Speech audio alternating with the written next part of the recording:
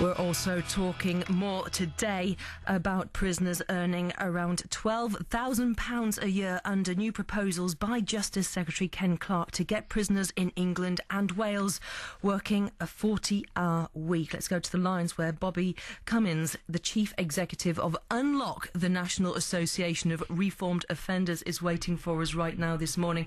Bobby, thank you for your time this morning. You're more than welcome. What's your reaction to this news that prisoners could be made to work 40 hours a week and earn up to £12,000? I think it's a brilliant idea that they're in there learning about employment rather than learning about crime.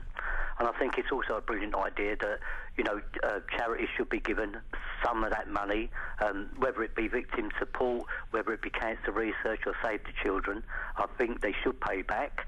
And also I think it's a very good idea that, as Clarke has said, is to, make them pay their families that are on the dole, because why should the taxpayer pay it? I'm for it. There's a few caveats, though, that I would have. One, this wouldn't work for short-term prisoners because you wouldn't be able to train them for employment. Secondly, that every prisoner would need a bank account, because that is what's stopping our people getting employment and breaking free of crime. Bobby, tell us a little bit about yourself and your knowledge on this. Well, I served 13 years out of 20 myself for bank robberies, so I know how the system works, and that is, I was lucky in that I saw where I was going. I had some good people in there, like probation officers, educators, prison officers who were positive thinking, and they got me into education, and I took my Open University degrees. Bobby, can I just chip in here? Yeah. Bobby, are you saying in effect then that crime pays?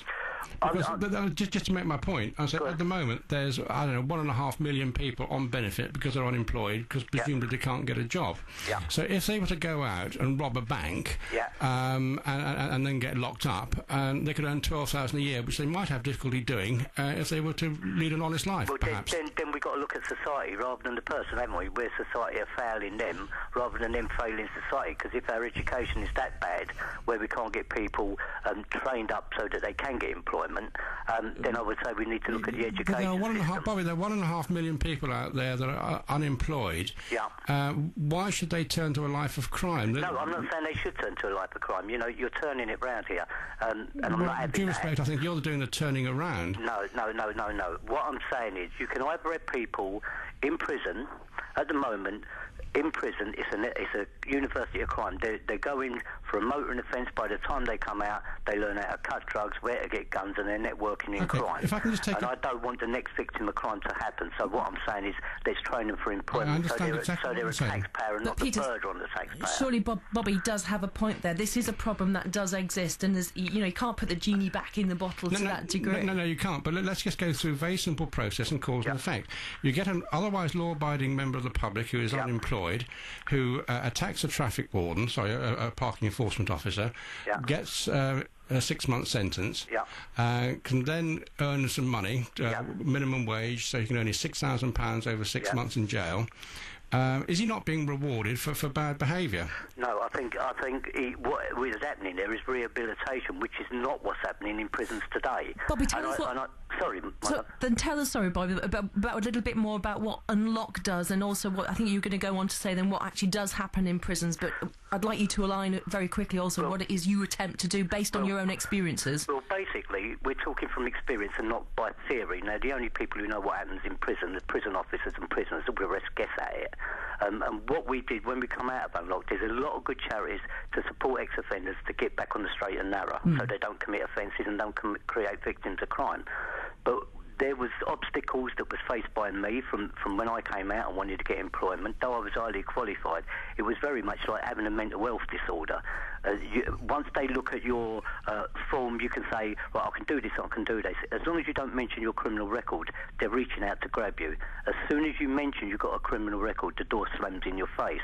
Now, if the door keeps slamming in your face, there's only one group of people that are going to accept you and offer you to earn money if you're skinned, and that's the criminal world, and they will go back to that. So I started Unlock 10 years ago. and it was run by ex-offenders for ex-offenders. And what we've done, we've got them bank accounts so they can get in employment, because a lot of them wanted to be employed, and the employers wanted to employ them because they're good employees, and we're saying we can't employ them because we can't pay them. So we've got over that obstacle. Now we've got serving prisoners with bank accounts. Also, I will give you, for instance, the prejudice that ex-offenders face, and not only that, the people that try to support them. If you have an ex-offender living in your home tonight, even though you've got no criminal record, your home content and house insurance is void, and your mortgage is at risk. So that is why mothers and people are not taking prisoners back into the home.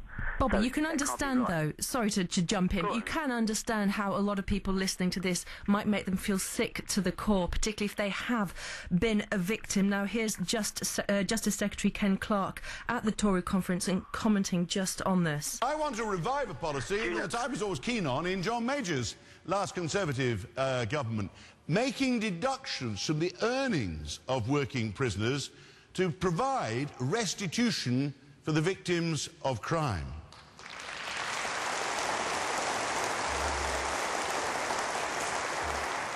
This is radical reform, but don't worry, I haven't suddenly become in my old age some woolly-minded idealist, since I was last, I think, rather a tough reforming minister. Justice Secretary Ken Clarke there at the Tory conference yesterday, because, Bobby, whenever we do talk about this here at BBC Tees, of course there are many people, some call in with appalling stories, don't want to come here live on air for anonymity, and also, but they'll leave a comment for us when they are actually some of the victims that some of you guys, unfortunately, not probably in your situation, although you could argue bank robbery, there are many victims involved in that. What sort of thoughts go on for you then? In every crime, there is a victim, and in a lot of cases, when that criminal, if we take someone who's high on drugs and he's nicking his bit of money or he's nicking a purse just to get his fix, he's not thinking of the victim of crime, and that's the tragedy about it. But unfortunately, victims of crimes are left behind, and the name of the game is to educate these people in the carnage they leave behind, and that's what Unlock does. I mean, I go into schools and we de-glamorise crime. In fact, the media are the worst for glamorising it with television programmes and everything.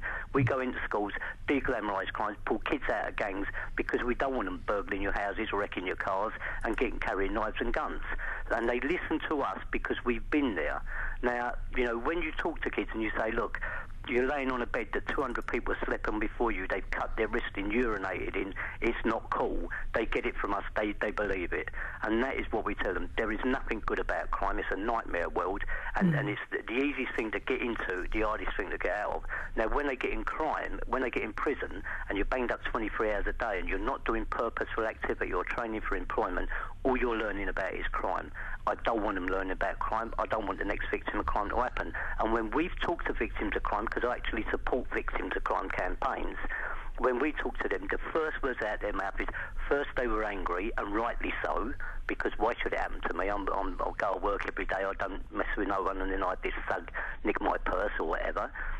And then they get on to the next thing, where the anger goes, and they think, let's have a look at why that happened, and they don't want it to happen to another person, so they actually want rehabilitation rather than the aggravation of punishment thing, because we've seen that if you lock a dog under the stairs, you don't train it, you don't give it any attention, don't be surprised when it comes out and bites you, and that's no different to prison. We've got to train these people, educate these people, so the next victim of crime don't happen. Bobby, tell me about your proposed plans for bringing some work that Unlock does here to the North East. Well, we're working on a thing called the Diamond Project, and it's for your low-tariff offenders. In other words, not the hardened criminals, the pests in society that scratch your cars and, you know, burgle houses, you know, the petty criminal, if you like, and also the long-term unemployed, because if you've got a long-term unemployed, they're under so much pressure that they could easily turn to crime, and that's what we don't want happening.